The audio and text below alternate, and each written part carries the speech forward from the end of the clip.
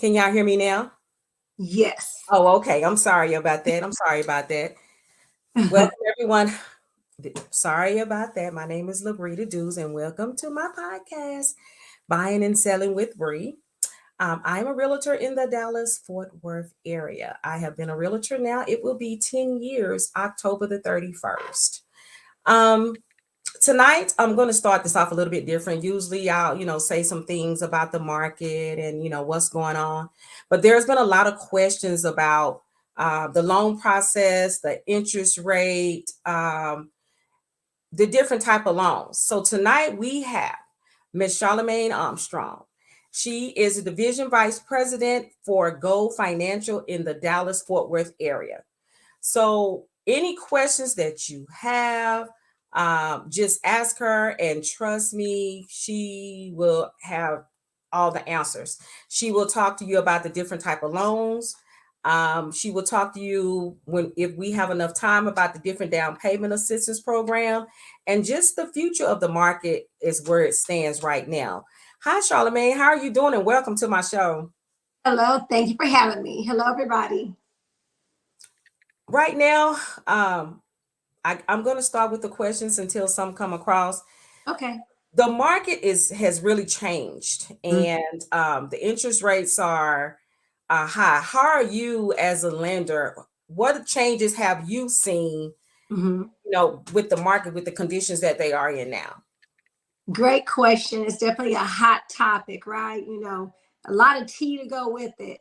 So, the raising of the interest rates, obviously, to curb inflation, and it's definitely made the rates a lot higher than we've seen and what we've been accustomed to.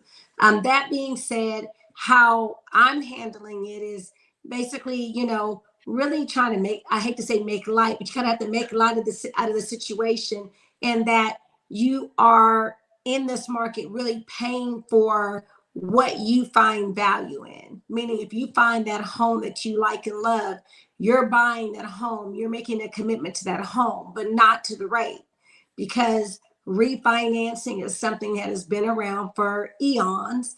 And that gives a person the option to obviously reduce their rate, or maybe extend the term to lower their payments, take cash out, shorten the term. There's all these different reasons why a person would refinance. But the biggest one is to take advantage of a lower rate. So right now, what I'm explaining is that, again, you know, you're going to be paying for what you see value in, and that's the home. And in this market right now, there's not as much competition. So people are really able to purchase the home that they really want, Mm-hmm. rushed to accept a home just because they got their offer accepted. Okay, let me ask you a question. Being that the interest rate right now is at 7%, Uh-huh. um, some buyers and some lenders, some of the buyers are getting less than that. Can you explain why some buyers can get less than what the market rate is now? Great question. So really, there's a couple different factors. The very first one, which you mentioned a little bit ago, was down payment assistance. And there's a lot of misinformation out there when it comes to down payment assistance. And that is, the biggest one is, oh, well, get your credit score as high as you can so you can get a good rate. Down payment assistance does not care what your FICO score is in relation to a good rate. So the state of Texas controls what the rate is for everyone. So if you have a 620 score, 640, 660, 680, a 700, 720, even a 780, everybody's going to have this same exact interest rate. How down payment assistance works, the interest rate will change based upon the amount of assistance you receive. Okay. That the rate will be higher with more assistance. So right now, today, the rate to get 2% assistance through the state of Texas would be 7.25. Oh. And that's the same for everybody, whether or not your score is a 620 or an 800. There's no prize or no benefit to having a higher credit score when it comes to down payment assistance. Oh, Then when we take down payment assistance off the table and we talk about the fluctuation of rates, maybe mhm. somebody may get a 6.625, a 6.75, or a 6.875. Now that's when your interest rate would be based off of your FICO score, meaning that another misnomer is that interest rates are completely different. That's what you're asking. Hey, why does Yes.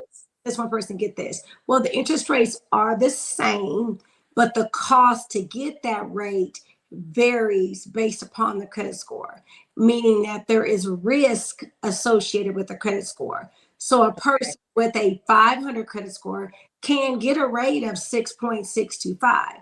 They just have to pay the risk associated with that rate. So maybe a person with a 500 credit score may be pushed up to 7.5 even. And that is Okay. because the cost to secure that rate would be too much at a 6.625. Okay. Okay. The other question I have is like the interest rate is at 7.25. Well, What is with down payment assistance? So what is the market rate to right now this morning? so today a person could, get 6.625% if Okay. they pay their own down payment. If they pay their own down payment. So like a lot of people, some when the interest rate went up, it took a lot of people out of qualifications because a lot of people, when it was 3.5% versus the 6.6%, how much more of a house did it increase their house payment? Great question. So I like to do things based off of percentages. It makes it easier. And then, of course, I sound smarter. Okay. We're going to accept that. So, so basically, back when the interest rates were really low, a person could, acquire a home and typically the old saying was that if you were going to rent, you're going to be paying 1% of what that home is worth. Now it's more like 1.22% of Okay. what a home is worth because rents have gone up, Mhm. um, in some cases 33 to 40%, along with the higher interest rates. So today's market, when you're going to own a home, that factor is 0.93%. So it's not quite, it's still cheaper to own than it is to rent. But we are obviously closer to that 1% rule, meaning that what the home was worth would be what you would be paying. So 0.93 is where we're at now. Where we were when the market was lower, we were kind of at like 0.63. Okay. Um, and that includes everything: your principal, your interest, Yeah, yeah. taxes, insurance, and mortgage insurance. So if a person wants to know what their payment is safely today, let's Mhm. say they were going to be looking at a home that was 100,000. We know that doesn't exist, right? Um, but on $100,000 home, if they took that 0.93 and times it by that, then their payment would be $930. So that's just a good way for and not just in Dallas. I saw in the comments, Yeah. uh, anywhere. Yeah. Um, and we're licensed in several states, so it can be anywhere. And again, that factor, it holds true right now for you to get a good estimate of what the principal, interest, taxes, insurance, and mortgage insurance would be with a very minimal down payment. Okay. What is the you have FHA, you have conventional, you have USDA, you have VA loan. What are the buyers that come through you? What are you mostly approving them for? Or Uh-huh. is it still based on their credit and their debt? Okay, good question. So we I like to say that we are a basically a custom lender. So we're going to first and foremost determine what that person's budget is, Mhm. and and then by knowing what their budget allows us to put them in a vessel to get them that home. So Okay. some clients, it may be a conventional loan, some FHA. Obviously, to get a VA loan, you have to be a veteran, or Mhm. surviving spouse of a veteran. USDA means that you have to be able to purchase in a rural area. And each guideline, there's some little different nuances. Probably one of the biggest ones that would maybe work on FHA, for example, is that we can land down to a 500 credit score. One of the things that's a benefit for a VA loan is that we have no minimum credit score, meaning that a person could have a 500 credit score and still Okay. get financing.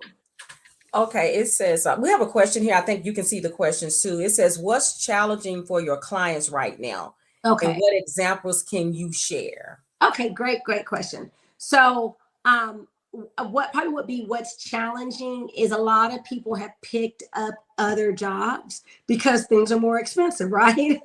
So with that being said, some of the different programs have different requirements. So, for example, a conventional loan will allow you to qualify for with 2 jobs with only 1 year of you actually working both of them simultaneously. So again, conventional financing, if a person works 2 jobs, as long as they work them both simultaneously for 1 year without any gap, they Okay, both of those jobs to qualify them. so this is for conventional. Right. Okay, Very, yes, conventional. Then FHA is a little bit more difficult when it comes to working multiple jobs.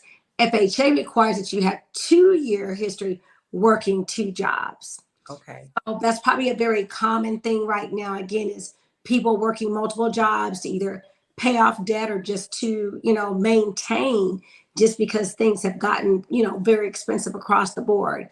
Um, Another thing in Texas specifically, Texas is a community property state. So a lot mm-hmm. of times people will say, well, I want to go on the loan by myself, and I do not want my spouse to go on the loan with me. Well, in Texas, they don't have to go on the loan with you, but anything that is acquired during your union, you both Together. equal interest in when it is a primary residence, when it is called your homestead. So if it's your homestead, it's your primary residence, then you have to qualify with your spouse's debt, even if they're not going to go on the loan. So those are probably the 2 biggest things that we're seeing. Okay, I have a question. I'm getting back to the job thing. Mm-hmm. So what if you have your own business and you can't qualify for conventional, but you can qualify for FHA, but you've been in the business right at a year, maybe a year and a half? Mm-hmm. How does that work for somebody that's self-employed? Great question. So if they actually have what's called a 2-year history doing whatever their business is, then Okay. we can get by with 1 year's tax returns. A lot of Okay. people that you have to have 2 years tax returns, and you do not. So, for example, someone who's a truck driver, let's say they work Perfect. for Yes. I don't know, Abrit Express, and then they got their own truck. They've been doing it for a year now. We just have to have that tax return that's going to show 1 calendar year. And then that 2-year history to show that they're doing what, what they have experience doing. So Um, it doesn't matter if it's FHA or not, even if they qualify, if they don't qualify for conventional and do qualify for FHA, they still have to show for FHA loan 2 years. Like that last year may have been self-employed, but that other year they may have been working for UPS or the post office as a truck driver. Then they went out on their own. So Correct. they still have to show that they was in that same field. Right. Yes, correct. Because Okay. people think that you have to be at the same job for 2 years, and that's not correct. You can have several different jobs within a 2-year period. The 2-year period is just to establish that you're used to working. That's it. But it does not Okay. the same I job. have Okay, everyone. It is storming here where I am, so we might be going in and out just a little bit. I just want to let you know. But we do have a question. It says, "Does the income type matter based on the loan type?" So it does not. There are many different types of incomes, and I like to kind of separate them.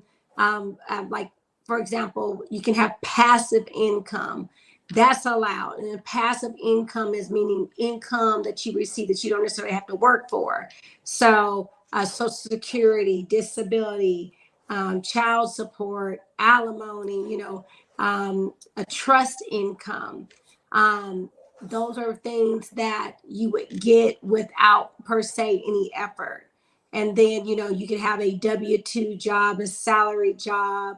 Even in instances, we can use unemployment in their income calculation if that's something that they've done historically. So I'm going to use GM, for example. They shut down the plant every year for a couple of weeks. So if that person was filing unemployment during that time, then we would use that because it's something they have historically done. Okay. I have one more question. When you was talking about truck drivers, what if the couple is not married, they've been living together, and they both work, but he can and he wants to do the house by himself? Is that possible? Yeah. So I just kind of go back to, you can again have, anybody, you can have up to 4 people on a mortgage loan. Okay. Okay. All right. So that's one thing that a lot of people don't know. You can have 4 people on a loan, and you can decide who within the family you want to go on the loan. So Okay. it could be the truck driver and the kid, the truck driver and the mom, the truck driver and the grade. You can have 4 people on loan. It does not matter whomever. Okay. What the goal is for us to customize the mortgage to allow you to be able to purchase the home. That is Okay. what the goal is. So the truck driver, as long as, we can verify the income, and that's the biggest thing, you guys. We have to be able to verify the income. And that's Yes. another obstacle that we may come across. Someone may have a business and they're doing really well, but they're not filing the tax returns for that business, or they're filing the tax returns for the business, then they're writing off all the income.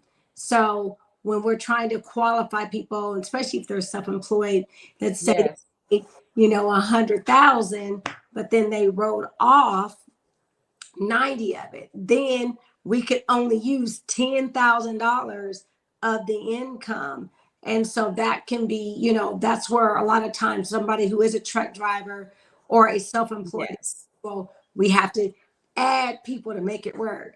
And sometimes that don't necessarily apply to just truck drivers. It applies to everyday people that are working because they want larger refunds back, so they write everything off. So, and I'm glad you said that, because for the if there's people on here that are listening, remember it's your adjusted gross income that the lender is going to go by. So it's not your gross, it's your adjusted gross income.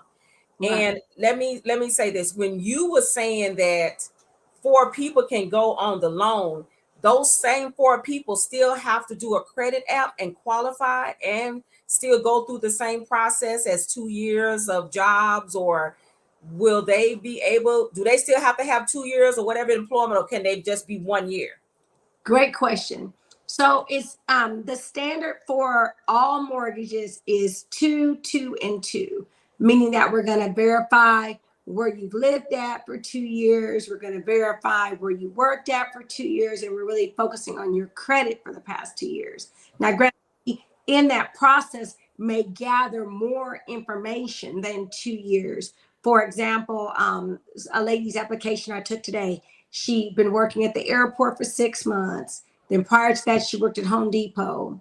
Then prior in school, and then prior to that, she had a job. So we actually end up having to basically get 4 years, 4 years to verify 2 years employment. You know what I mean? So being that she wasn't in the same field, you all would still maybe can still approve her.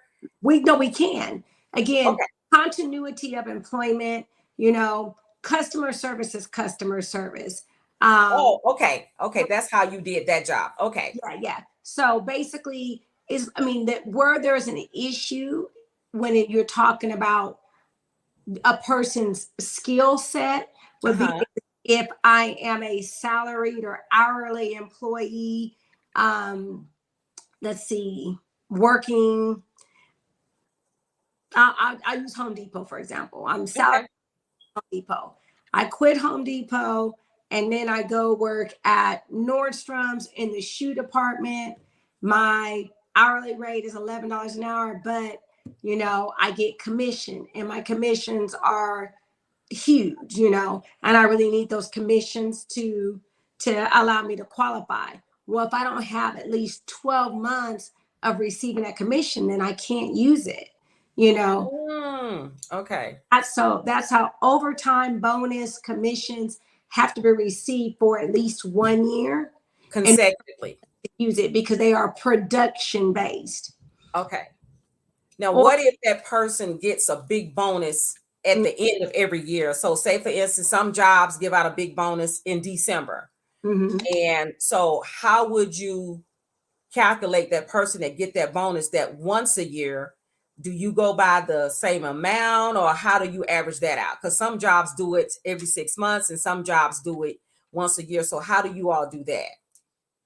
Well, since it's production based, we have to average the income. So, if it's paid at the end of the year, it's still averaged over 12 months. Oh, okay. I use Okay. round numbers so I can sound smart. If bonus, was, we'll say $6,000.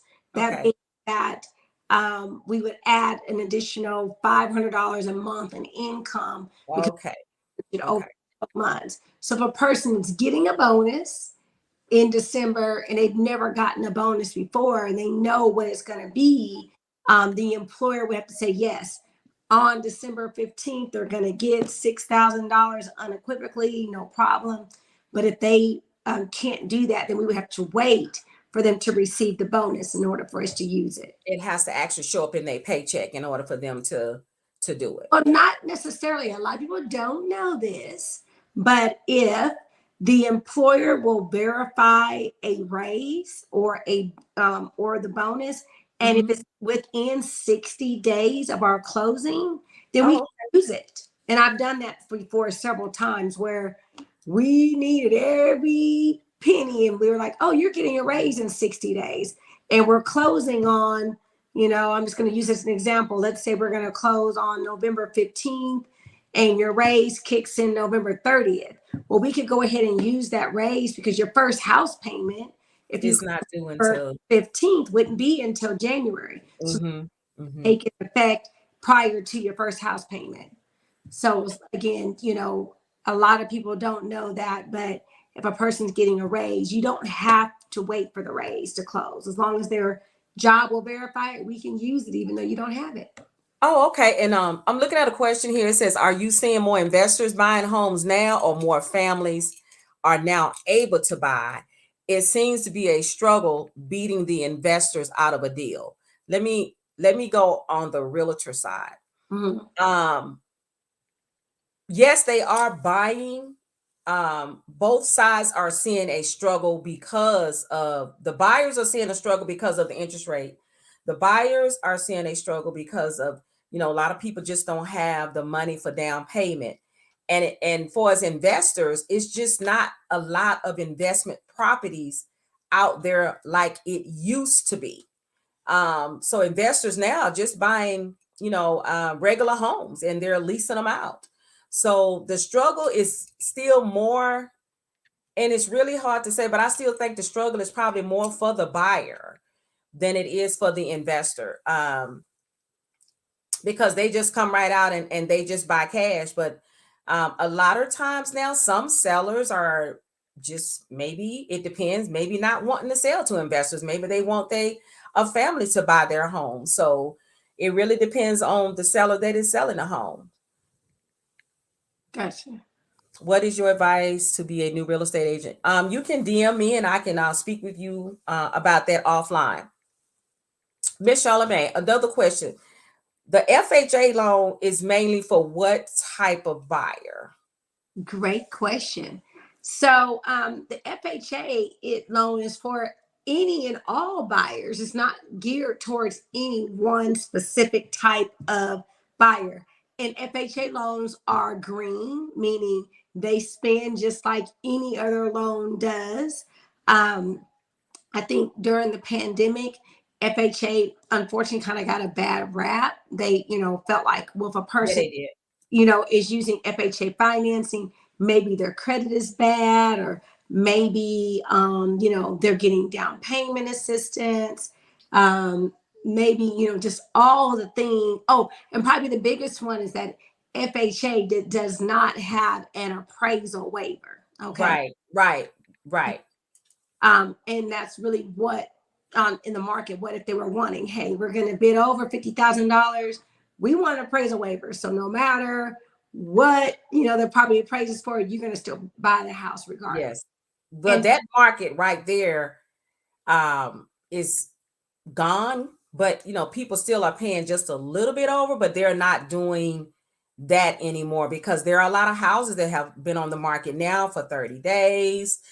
Sellers are doing more negotiations now. Some sellers are even helping to pay closing costs, and some of them still not paying, but some of them now are more willing to say, hey, I asked for $2,000, and some of them will pay. Whereas January or December last year, you couldn't get anybody to do anything.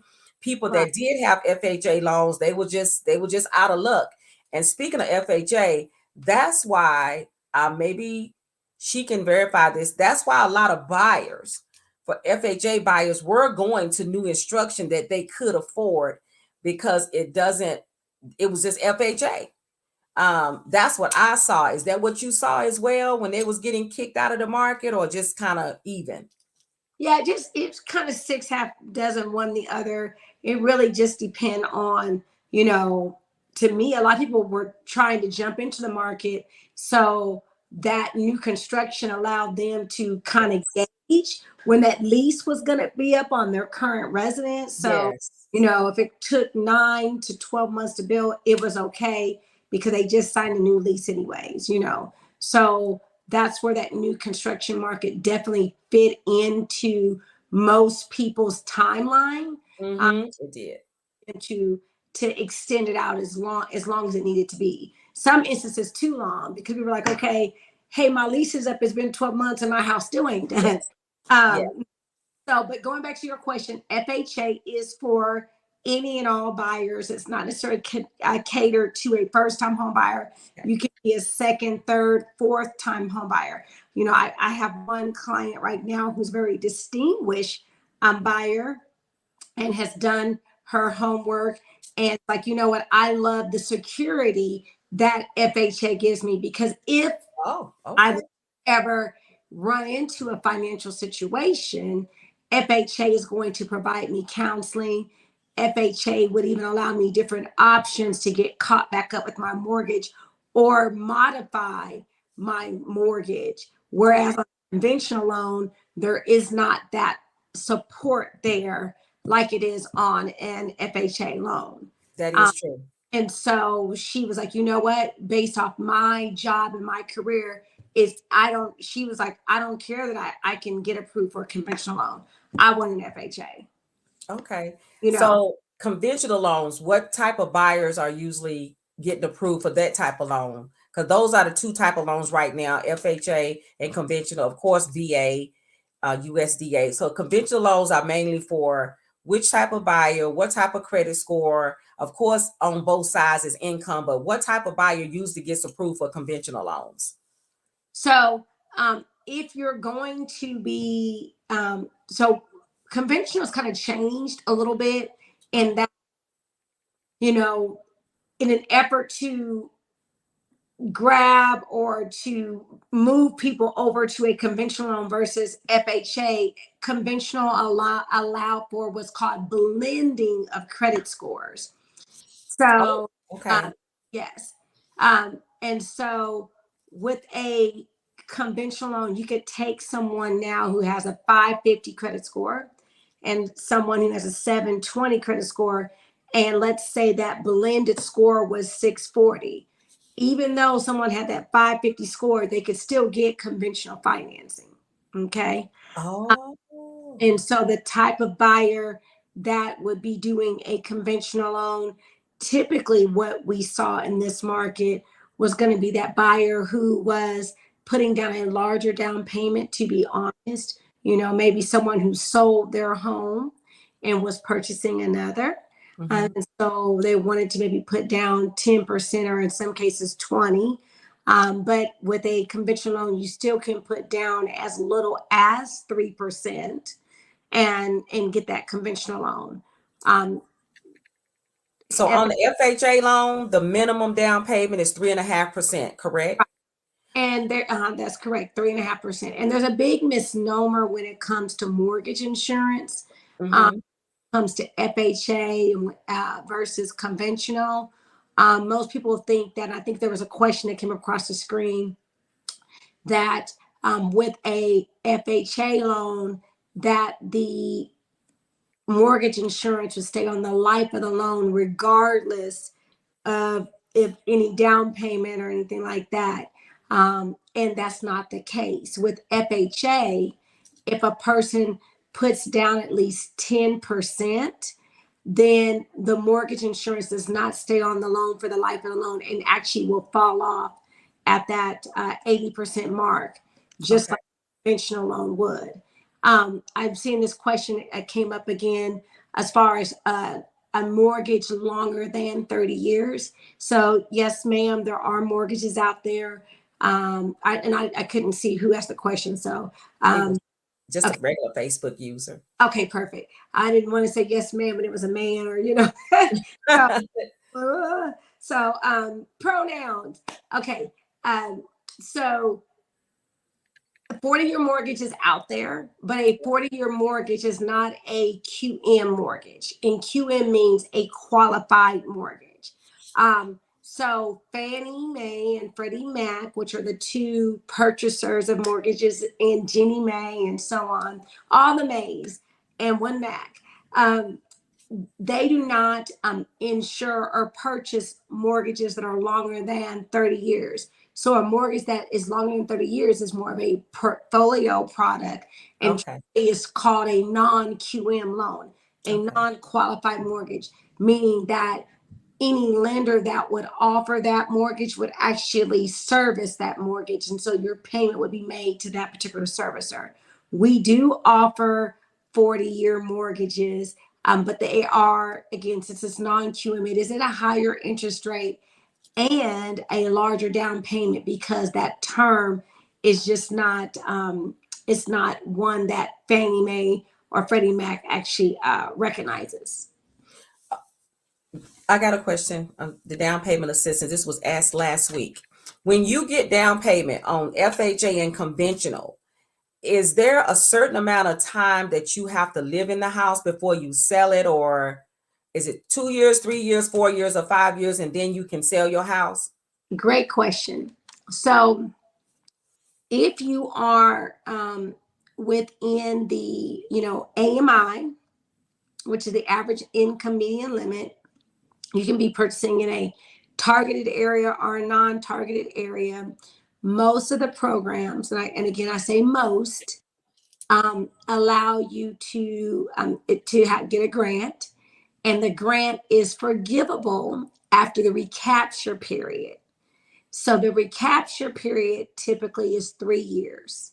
And again, I say typically or most of the time. There are some programs where the recapture period could be longer, but typically the recapture period is 3 years. So if you've made 3 years of on-time payments, then that assistance slash loan that you receive would be forgiven. If you're over the average median income limit, then you could still receive down payment assistance. Like I have a program right now that has no income caps or limits. Oh, So wow. $200,000 a year and get down payment assistance. Okay. But that particular individual would actually have a repayment on those funds because they're obviously over the average The income. threshold. Yeah, the limit. So they would have a repayment. So that being said, with all down payment assistance programs, and again, this is all, not most, there Okay. is no prepayment penalty, meaning that you can refinance at any time. There's nothing stopping you from doing so. The only caveat is that if you are to refinance before the recapture period, then you would have to pay back what it is you borrowed, which in most instances, prayerfully, you would have the equity in the home to pay that back. Or you may say, you know what, I don't want to pay that back, and I'm going to wait my 3 years. And henceforth, why and I'm backtracking now, why the interest rate is the same for everybody, because nothing is free. Okay. If they could figure out how to charge us for COVID free air, they would. Okay. Air, they charge you for that even, right? So that being said, that's how they actually fund all the down payment assistance programs.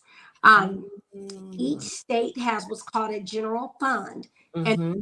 fund houses these funds. So while they are letting people borrow from the general fund, how they're replenishing those funds is at a higher interest rate than the market rate.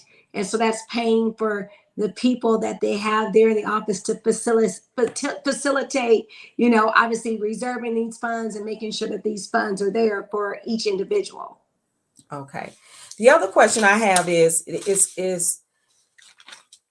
with new construction, Mhm. the builders are giving all these incentives, this amount for down payment, this amount for down payment. How do you compete with the builders as a private lender? Very good question. So, in my opinion, we compete very well because we're educated, and, we are not just pushing numbers. We really are dealing with the client. Mm-hmm. And now, because the market has shifted, honestly, the builders are allowing families to use Yes. outside lenders more than they were during the pandemic. Yeah, they are. What I just caution people is that, a lot of the builders, because there were so many people waiting in line to purchase these homes, hey, if the house is done and there's an issue with your loan, they're going to bump you and put you on another house and make you wait. I Yeah, had some people call me just for like, oh my gosh, what can you do? I'm like, hold on, let me fix it for you and let me get you closed. So, our closing ratio is a lot better than the builder's lender. And we can pay title, and we were paying title. And then in some instances, we were still able to match up to a point, as long as they were not, using down payment assistance. okay. Because down payment assistance, again, is set by the state, and there are some of the rules there. So if they were paying their own down payment, then we could definitely, assist, and up to 1% plus title. And we offer what's called a mortgage credit certificate, and that Yes. credit CC. certificate gives you 20% off the property taxes. I mean, the builders were not offering that. So, like in one family, we got them $90,000. The builder did not offer that to them, and they're Ooh. like, so you're going to pay title, and they were using down payment assistance, but they're like, wow, it wouldn't make sense for us to walk away from $90,000 over the life of the loan to get $5,000 up front, you know. And a lot of times the builder, even though they can still use their outside builder, most builders still want you to qualify through their builder, because even though the market is like it is, and it has changed a little bit, some of them will try this tactic. I don't know if some of the new construction have been to you. Well, if you don't close on this day, we're going to charge you this day per day. Mhm. So have you seen that come across your desk? Yeah. So, yes, especially when, people were, kind of like flocking to the builders. Yeah. They would put penalties in place. They would charge people $50 a day, $100 a day, and people were having to pay that, Now, I don't think they're going to charge penalties, but yes, I had seen that. Yeah, because one builder, I talked to her the other day. She said they got 400 houses sitting on the ground, and they're giving a lot of incentives and everything um, to get rid of these houses. I know you asked a lot of questions. Can you give out your information again? Yes. So, Chalamaine Armstrong, Gold Financial Services. I'm the division vice president for Gold. I'm the president and CEO of Kiss Wealth Now. My phone number 214-738-4913. And my website is Kiss Wealth Now. And my email address is carmstrong@goldfinancial.com. And I'm across all the platforms under my name, Chalamaine Armstrong. So YouTube, Facebook, Instagram, all of them, TikTok, Snapchat, you name it. So I put a lot of information out there as far as, mortgage tips, even daily, national days, things Yeah, like. I see you. I see your videos, and I really like them. You are. She doesn't care. My friend Rose, she used you, and she had a new builder, and Uh-huh. she was adamant about using you, and she told them that. But she still had to do what she needed to do, but she was adamant about using you. I know some other people too, and they got new construction and they still use you. You know, other realtors we talk. So for those of you that are out there that are listening, if you want a new construction, Mhm. you can still call Miss Charlemagne. She will work it out for you. Now, There's am. So when they hear my name, like, okay. yeah, and just be mindful, people that are listening. Your friend may say, "Well, I got this and I got that." Everybody will not be able to get the same interest rate. Everybody will not be able to get the same down payment assistance because everything depends on your credit and your income. You know, it's okay to listen to your friends or whatever, but you go to the professionals that know. And Miss Charlemagne is a professional. Everybody knows Miss Charlemagne in the Dallas Fort Worth area. So if you want to talk to her about a loan, just give her a call, um, and she will help you. Any upcoming classes for home buyers or program in the Dallas area? No, but I there is one coming up on February the 12th. You can inbox me. Um, you can call me at 817-975-9284. We are having one here in the Fort Worth area. Miss Charlemagne, do you know of any home buyers seminars that are in the Dallas area? Because that individual may live over there.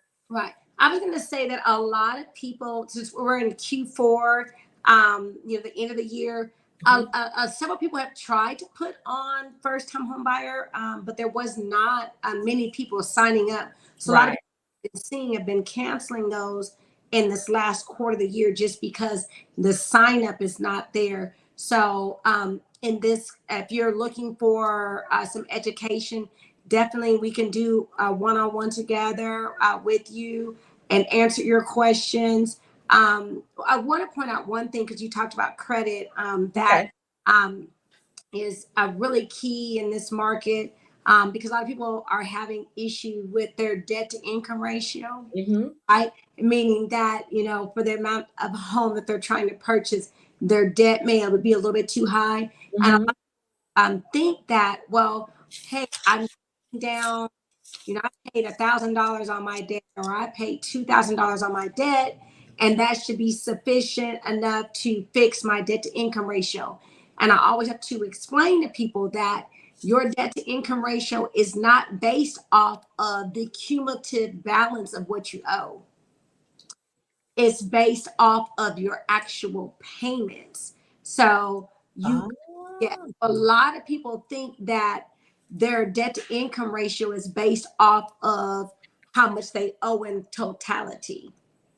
And Oh. it's the monthly payments. So a lot of times when a person says, "Oh, well, I paid $1,000." Well, if you paid $1,000 on your car, for example, but your car payment is still $500 a month, then your debt to income ratio would not change. Okay. I have another question since you brought the debt to ratio up. if people, what do you recommend people payments on their credit cards? Like if it's $1,000, do you suggest like a person with DTI problems and you tell them they need to pay it down? What percentage do you want them to pay it down to? Well, see, again, it's not a percentage because it's based off of payments. And that's something that we've got to, I want to, um, again, try to put this out there. So really, when we're talking about debt to income ratio, we're talking about dollars. We're talking about Oh, how many dollars that okay. we need to reduce payments by. Oh, It's okay. not balances, it's the payments Okay. that affect income ratio. So a person could have $100,000 in debt, and let's say their payments be $1,000. Well, but if I need their payments to be $800 to qualify, then what debt can they pay off? I mean, in its Okay. totality to remove that payment because the Okay. debt ratio is based off of payments. So Okay. when a person says, "Hey, I have some money that I can use to help me, put my debt to income ratio in line," we have to see where we can apply those dollars to remove a payment. It's Okay. not, again, paying down the debt, it's the actual payments that affect what a person could qualify for. So you as the lender, what would you recommend someone that's looking to buy a house? I always, when people call me, if they're not ready, I say, hey, start saving money a year out, Mhm. because of the way that the market is, or someone might be ready in 6 months. What do you recommend to a person that haven't been to a lender yet? They're looking at their credit card debt. They say, oh, this credit card is 1,000, this one is 200. If they want to pay off their bills before they come to a lender, do they start with the smallest amount to pay off? Like if they can pay 200 off and don't use it, or they can pay $500 off, how would you recommend those that want to come but still want to kind of do it on their own, how to pay their bills off? Great question. So I say that, and this is Charlemagne's rule. This is not anybody else's rule, but it works. Okay. When a person's trying to figure out what they can qualify for, most people have a car payment. Most people have, a couple of small credit cards. So a person with average debt right now can qualify at about 3.5 times their gross income. Okay. And that leaves room for car payment, credit cards, even a couple of student loans. If a person has hardly any debt at all, or may have no debt, then they can qualify at 4 times their gross income. So that being said, when a person's trying to figure out, well, how much can I qualify based upon my income? Um, then, and I'll use round numbers so I can sound smart, but makes $50,000 a year, doesn't have a car payment, very minimal debt in this market would qualify for 200,000, right? And they say, well, gosh, all the homes that I like and love are 300. Yes. Right? Yes. How do I make this work? Well, then we start saying, okay, who can we add to the loan? Because the house payment doesn't change based up upon a person looking at homes that cost more. So that's where this other Charlemagne's rule comes into effect. If they're looking at homes that are 300,000, we got to take that 0.93 times that 300,000. We're going to have to move our decimal over 2 times or maybe 4 times, depending on the person's calculator, because we have Okay. 4 numbers in front and then whatever's on the back. And so if a person says, hey, I'm looking at $300,000 houses, my realtor, it says I can get a they can find me a $300,000 house. But they say, well, gosh, technically, I only want my payment to be $1,800 a month, Ooh, well, right? now that's That's 280, 250. often, people say, well, I'm looking at homes that cost this, but I only want my payment to be this. And I have to explain that, well, let's calculate what mortgage payments are. And if Yes. you're looking Yes. at a price house, then you're either going to have to add someone to your loan, because we can have up to 4. Oh, wow. We're going to have to make a large enough down payment to impact that monthly payment or your debt to income ratio enough so you can qualify. And going back to, well, I got a couple of $1,000 I can throw at it, well, Mm-hmm. $1,000 is not going to help you qualify for a $300,000 home if you only qualify for 200. It would take tens of thousands of dollars. Oh, In to be exact, it would take $100,000, okay, to go on that home to get you at your payment or what your purchase could qualify for based off that example of $50,000. okay. We got a little bit more time. Got about 5 more minutes. Can Okay. you explain? Because this everybody used to have this problem. The student loans. How does that go? How does that working right now with you as a lender? So in right now, many people are saying, hey, I did my application, I did the beta app, I'm waiting, my student loans will be forgiven. Well, with all mortgages, if it's not forgiven, meaning if it's not written, it's not so. So even though they're going to be or will be, or you're waiting to find out, whatever is on your credit report is what the lenders have to use, period.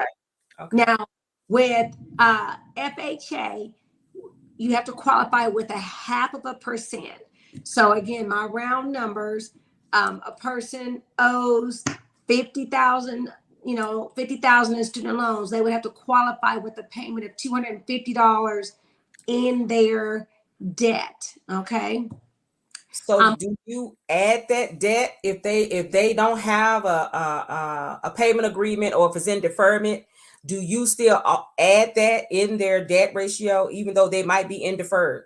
Great question. So, FHA specifically states regardless of the disposition, meaning regardless if they're deferred, forbearance, IBR, IDR, you still have to qualify with 0.5%, Okay. because at some point in time, you're going to pay back them student loans because it's going to help our $1 trillion debt issue, right? Mm-hmm. On a conventional loan, you're able to qualify as long as you are in a repayment plan. So if a person is not in a repayment plan, then they would have to qualify at 1%, meaning Okay. forbearance or deferment, you just qualify at the 1%. But if they're actually in a repayment plan and they can get a letter from their student loan company stating this is the repayment plan. So maybe a person who owes I will say $50,000, Okay. but the payment plan is $50 a month. As long as we have that in writing, then we can use that $50 payment a month on a conventional loan. Okay. We got to answer this question. Somebody wanted to know, can they use their 401k as a down payment? Yes, you definitely can. Great question. The 401k, you can. If you have thrift savings, you can. But I do know with a lot of changes have come with that with my clients. Sometimes with the 401k, depending on your employer, some of them want to see the contract first before they will even lend you the money. I have dealt with that with like two people. Do you see that? Right. So there's two types of withdrawals. So if a person is asking for a loan, then they would loan the money to them and they would have to pay themselves back. But if it's a hardship withdrawal, a Okay. hardship withdrawal with all 401ks requires you to document that hardship. So that would be with a executed sales contract Mhm. and the loan estimate from the lender to show what the cash to close Yeah. is, because then they want to make sure that whatever person would be pulling from their 401k, one, that they would have enough, or two, that they weren't just willy-nilly pulling Yes. it. Trying to get enough money just to buy stuff, because that's what happened with my client. He ended up not getting the house, but he was trying to get enough for buy stuff. And I guess they was like, no, your lender said this, and this. So he pulled out. So, buyers beware. When you have 401k, it's a little, everything has guidelines and everything has restrictions, even with the lender and, and the title company. And if you have any questions about, like, if you're looking for a realtor, you can just give me a call at 817-975-9284. But when it comes to the lending side, I make sure that I guide my client to the lender, because that's not my profession or anything like that. So if you're looking for a lender, the information is on the screen. Is Chalamaine Armstrong. Her office number is 214-453-4200. Her mobile number is 214-738-4913. And her email is carmstrong@goldfinancial.com. If you would like to speak with me, my number is 817-975-9284. You can call me, or you can email me at labrita.theklsgroup@gmail.com, or you can just inbox me from my podcast. Yes. Ms. Chalamaine, I want to thank you so much for coming on, asking questions, answering the questions. Hopefully this helped, but it's just never enough information. I mean, Right. It doesn't matter. You can just hear the same thing over and over again, and sometimes people still don't get it, especially when it comes to the down payment assistance, especially when it comes to, the credit or whatever. If someone is needing a credit person that is listening in, do you have a specific person, or do they need to call you and get that information? Yes, if they can reach out, because I like to, and I know this is probably going to sound bad, but I'm per se not a believer in credit repair. Okay. Okay, but I do have a referral partner that I do work with, and when you're trying to improve someone's credit, the steps have to be very strategic. We want the steps to be strategic because the goal is for the score to increase. So if a credit repair company just goes out there and blanketly just starts messing with stuff, people see that their credit score will go down versus up. So I like to be a little nosy, I should say, but this specifically needs to be done. It's okay. She will be back. There she is. Go ahead. All right, so I like to say specifically what needs to be done, so therefore we can get the score increase that we need. It's so important, especially if a person's doing new construction. And in my process, I've had people say, hey, I found my perfect home. I'm like, okay, you got this one thing that we need done, and I get them to my third party, and I said, hey, this is exactly what I need done. And they get it done within a week or two, so we can close. I just had someone close last week. Their score was a 550, and my credit repair guy was like, okay, I can do it. I'm like, are you sure? He's like, I got it. And their score jumped up to almost a 640 within 2 weeks. So again, it just be a one-on-one, because I like to pull the credit, look and say what it actually needs to be done. Thank you again, Ms. Chalamaine, for coming on. I really appreciate it. You're just giving out so much information. Again, you can just DM me or go to Facebook for Chalamaine Armstrong, and you can DM her for a lender. But if you're looking for a realtor, you can just give me a call, labrita Dews, 817-975-9284. And remember, my show, Buying and Selling with Bri, is on the 3rd and 4th Mondays of the month. The 3rd Monday I'm on for 30 minutes, and the 4th Monday I'm on for 1 hour. Next month, we can try to get Ms. Chalamaine back with a different set of questions, or we'll see if she'll come back, next month. You would love to? Yes. Thank you so much again, Ms. Chalamaine, for coming. Thank you for everyone for listening. I hope this helps somebody. Apologies for going in and out. Apologies for me. I had my speaker on mute. Apologies for that. Again, thank you all so much for tuning in to Buying and Selling with Bri. Have a good week. See you.